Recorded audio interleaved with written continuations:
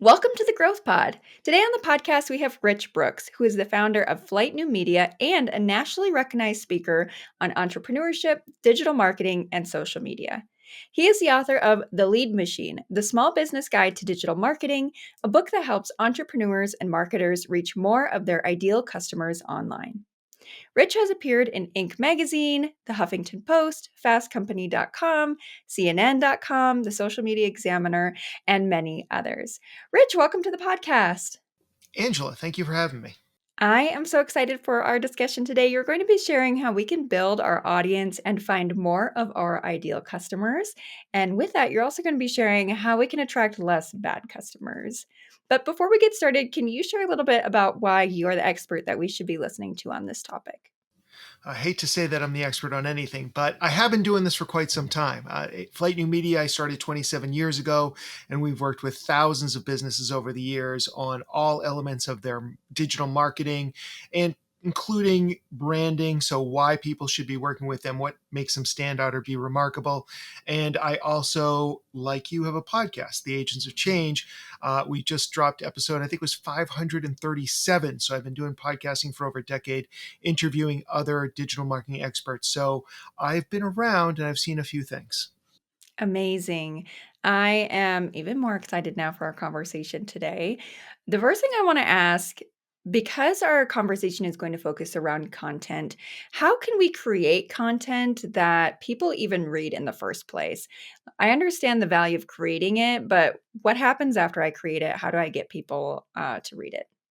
Great question. And I think the first thing is that you're not writing for everybody, you're writing for a very specific person. So, a lot of the upfront work that anybody should be doing, even if you're just starting out and you're not exactly sure who your ideal customer persona is that you should kind of imagine who that person is, get an understanding of them. If you do have a little bit of experience, start to pull from your current customer database. Do surveys, ask questions. What were you going through when you first chose to work with us? What were you looking to accomplish? All these sorts of things. And then continue to create the content, whether it's written word, podcast, video, what have you, that addresses the pain points of that specific person.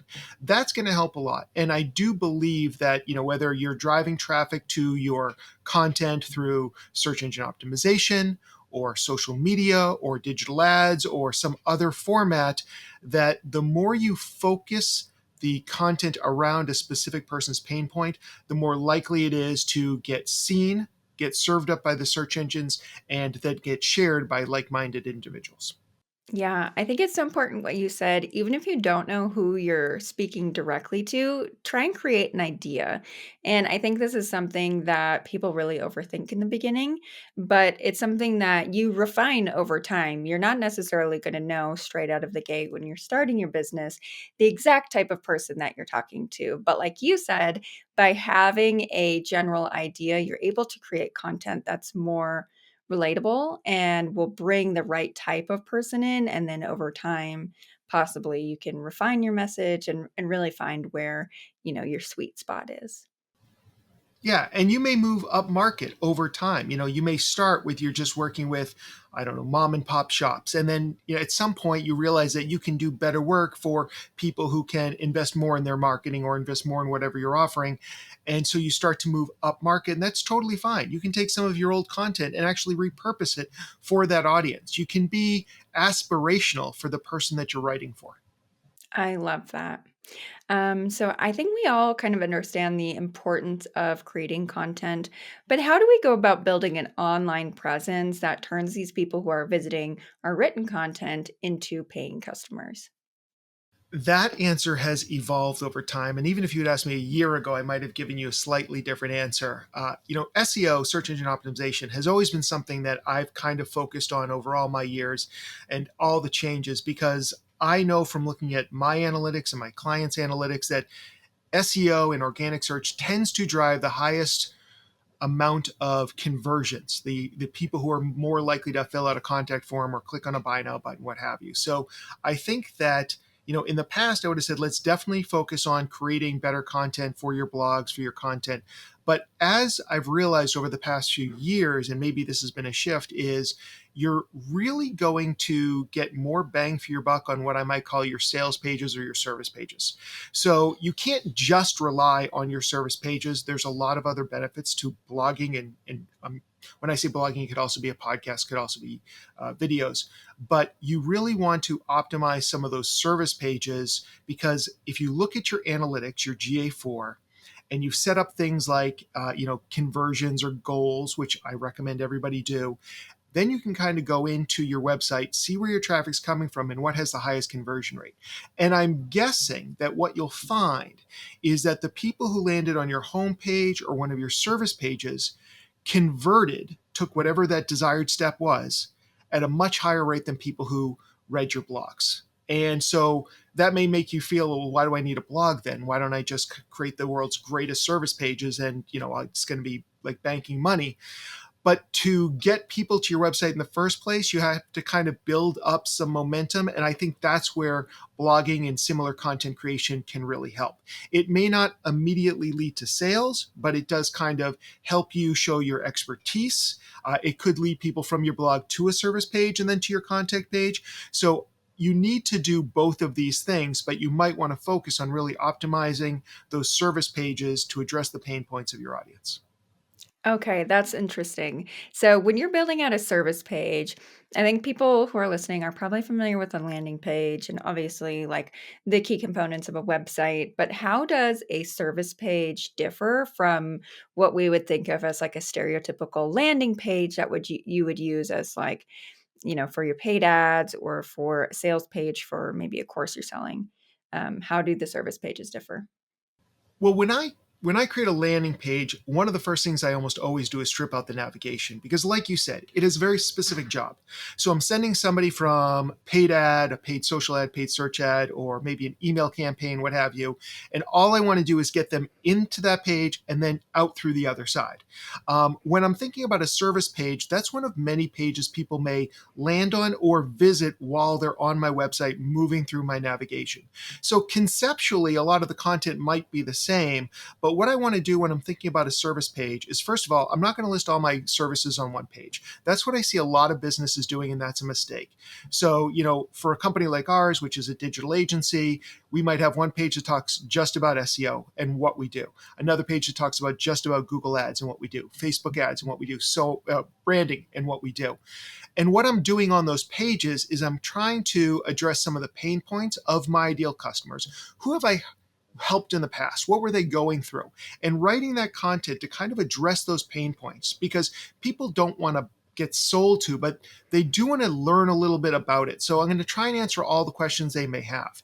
I may also include some things like testimonials on this page, because they want to see people who maybe also had problems with SEO and that they were struggling, and then they worked with our company and suddenly they were getting much better results and generating leads and sales. So they want to see testimonials. That's social proof. So that's something that would go on a landing page, but also should go on a service page. And then also another thing that could go on a service page is authority or badges. So if you've been certified, maybe you're an HVAC provider and you've got certifications from the state, or maybe you're a restaurant and you got Best of Boston last year and you want to put that, those are badges that kind of also show that I've got authority in this area too. That can also reduce some of the concerns somebody might have coming to your website.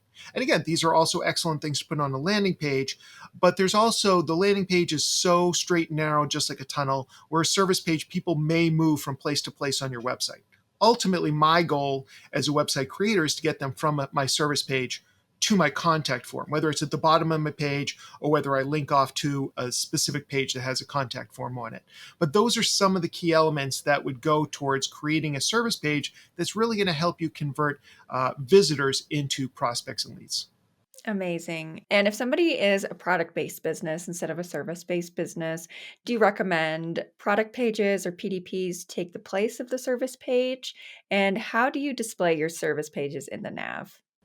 So for the products, I think I'd probably treat them similarly. If I had, 10 products or 5 products that I was selling, I would definitely have a page for each one. I want to create something that's as narrowly focused as possible that addresses it. And, obviously different types of companies are going to have different types of products. They may be very similar, they may be very different. We're talking to a customer right now that has an e-commerce site selling awnings. Some are fabric, some are aluminum, and those are two different needs. Those are two different pages, and then you can kind of break it down from there on the different styles and things like that. So you're never going to have too many pages likely on your website. You do need to have a certain amount of content per page, but you never have to worry about having too many pages really. So that's one approach that I would take. And as far as the navigation goes, I would probably try and be as descriptive in my primary navigation as possible. So I try to avoid words like services, offerings, or products and be really specific, like it might be in this case, aluminum awnings and fabric awnings would be probably the two primary navigation items that are in there. And then either using a drop down menu if it's only a few items. And if it's a lot of items, then I might go with what's called a mega menu, where that menu expands across the screen and there might be multiple columns through that, and then people can navigate within that. I try and keep my navigation as simple as possible. I try and keep the number of choices on my website as minimal as possible, because the more choices, then all of a sudden we get into the whole paradox of choice. People get, overwhelmed and they just hit the back button and go back to Google and look for your competition. But in general, I do like to be as specific with my keywords in my navigation so people know what they're getting before they even click on those links. I love that. I think it's so important what you said about bringing the keywords into the nav so people are understanding the type of category that it is, and also focusing on what's most important instead of trying to overwhelm them with options from the beginning. Because, like you said, they'll just leave back to Google and look at somebody else if it's too confusing. People, when they're on your website, their attention spans are so short. So I think that's really key. But I want to take it back a step and understand how you think about the customer journey and how some of these elements that we've discussed play into that. So whenever I'm working with a client and we're talking about I people call me up and they're like, I need Facebook ads. And I'm like, maybe you do, maybe you don't, but let's figure this out. And some people talk about the customer journey. Some people talk about the sales funnel. They're very similar. It's just the perspective.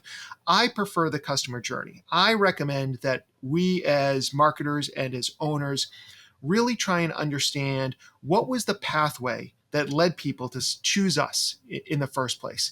And then it may be more than one pathway. So we need to be aware of that. And so, what are the searches that they may have done? What might they do on social media or Reddit or Quora websites to ask some questions and start their customer journey that's ultimately going to lead them to our page? And once we've kind of figured that out, there's a lot of models out there for the customer journey. I like to keep things simple. So I just like the simple 3 steps of awareness, consideration, and decision. But whatever model works for you. And so then I start to work my way back and I'm like, what are those triggers for awareness? When does somebody know that they need a new HVAC system, or they need an awning over their window, or they need email marketing services? And so what would they do in those situations? Are they going to go to Google? Are they going to watch a video on YouTube? Are they going to ask their friends on social media? Will they check out review sites? And whatever I can kind of discern as the most likely pathway, that's where I'm going to set up my roadside attractions and my information booths to really direct that traffic towards me, if it's the right kind of client for me. So by creating these pieces of content along the way, I can help direct people, but I can also inject my own personality and my own perspective and my own approach into this, so that people can kind of say, I like what Rich or I like what Angela is saying here. That resonates with me and I want to do work with them. Or they might say, that's crazy. That'll never work. He doesn't know what he's talking about. And then they'll go find one of my competitors, and I'm okay with that too. I love that. I think that leads us really nice into this next question. So, obviously, not every customer is going to be the right fit, or not every prospect will be the right fit for your business, as you just alluded to. You often discuss the concept of using content to repel bad customers. Can you tell us a little bit more about how we can make sure that we're attracting the right customers and turning away the ones that aren't going to be the best fit for us?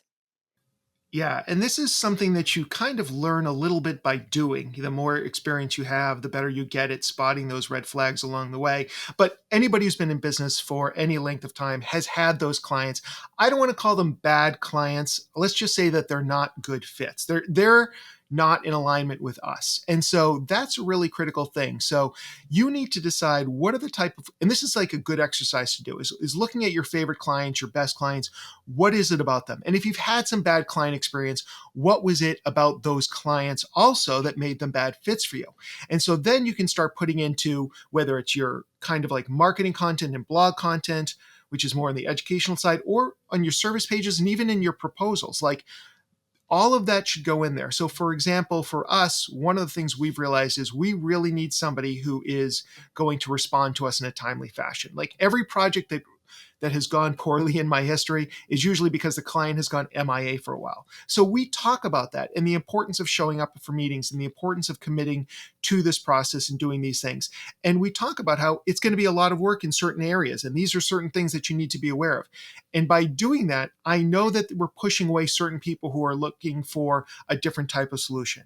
Or another thing we do is when we talk about digital ads, like everybody wants immediate, or not, everybody would love it to work immediately, but the truth is digital ads can take quite some time to really start returning a positive ROI.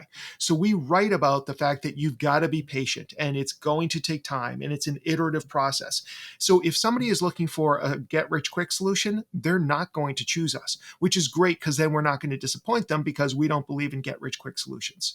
And whatever it is that you believe in, you can put it out there. And it could be also things that are in alignment with your politics. Years ago, Ben and Jerry's came out with an ice cream flavor called Pecan Resist. And they took the first $100,000 of profit and put it towards 4 progressive organizations. Now, there were people on the left who thought that was brilliant and went out of their way to buy more ice cream. And there were people on the right who thought that was horrible and decided they were never going to eat Ben and Jerry's ice cream again. But it kind of helped them show where they were politically, and it attracted more of their right type of clients. And if you don't like my liberal leaning example, you could also take a look at My Pillow, right? So nobody buys a My Pillow pillow these days because they want a good night's sleep. It's because they either agree with the guy who's in charge of My Pillow or they don't. So you can attract people based on some of your other criteria as well. Even if you could have gotten that business, you may want to think about, are these the kind of customers that I want to serve and support? And so by sharing more of your philosophy, whether it's political or not, it doesn't have to be, but that can attract more people who are going to give you the benefit of the doubt, who are more likely to be advocates for your business in the long run, and also to push away some of those people who might be crabby about things, will be the first one to run to Google review and leave you a 1-star review, really because they had the wrong set of expectations. Yeah, I love what you said about the review because it's not just repelling the prospects that aren't a good fit for you, but it's also thinking about how down the road these clients are going to be taking your time. You might need to be babysitting them. They might be leaving you bad reviews. And so all of these things are not only a tax on you, but the other people involved in that process as well, whether it's client management or what have you. So I loved what you said about, just making sure that you're putting it out there, the type of person you're trying to attract, and that will naturally repel the people who are not a good fit. Right. And one good example, and this has happened many times, we've worked with clients who they're not the least expensive option out there. And so, just talking the other day to one of our clients, a new client who's a general contractor, and he doesn't want to take on a home building project for less than $1 million. And for a lot of people, that's way more money than they're going to spend on a house. But he is working on the coastal properties. He does really high quality work. So one of the things that we're doing is as simple as on that contact form, one of the questions is, what is your budget? 1 million to 1.5, 1.5 to 2, so on and so forth. So if you're less than $1 million, you've immediately realized that this is not the home builder for you because he's not even going to return your calls. That saves you time and it saves him time as well. It's not elitist. It's just saying that we work with homes that cost this much money to build. And if you're not willing to spend that, then we're not a good fit for you. So there's a lot of these small little things that you can do along the way that will continue to pull in the right type of clients while also sticking your hand out and avoiding those bad fits. Yeah, you're like nudging them either in the right direction or you're politely kind of showing that you're not the right fit for them. It's not something that you have to do in a rude way. It's something that can be really naturally built into your funnel. Absolutely. Amazing. So, Rich, you are a published author, a recognized speaker, you're running a successful business, but I'm curious, what's next for you? What's next for me? Well, right now, AI is consuming almost all of my thinking. I'm doing presentations on artificial intelligence, and I'm working it in right now to the SOPs that we're doing at Flight, and trying to get some consistency with me and the rest of my marketing team on where and how do we use AI, because I feel like it's got to be a critical piece of everything we do going forward. And I just want to make sure that we're doing it in the most ethical way possible, and understanding where we use AI, and also, even more importantly, where we're not using AI, especially when it comes to content creation. So, probably the next 6 months to a year is just going to be a continuing journey about how AI is going to impact us and all of our clients as well. Very interesting. If anyone is listening and they're interested in keeping up with that journey or just anything else that you have going on, where's the best place for them to do that? Well, since they probably already like podcasts, I'll recommend that they check out my podcast at theagentsofchange.com. And also, if you want to just get in touch with me, I love talking about businesses and marketing plans. I am the Rich Brooks on every platform, but I spend more of my time at LinkedIn. So that's a great place to reach out and connect with me. And happy to answer any questions that people may have. Amazing. And everything you just mentioned will be linked in the show notes. So if you're listening at home and or you're on your commute or something like that, it'll be there for you when you get safely out of your vehicle. Rich, thank you so much. I really enjoyed our conversation today, and I know that I got a lot out of it, and our audience did as well. Me too, Angela. Thank you. Great questions from beginning to end.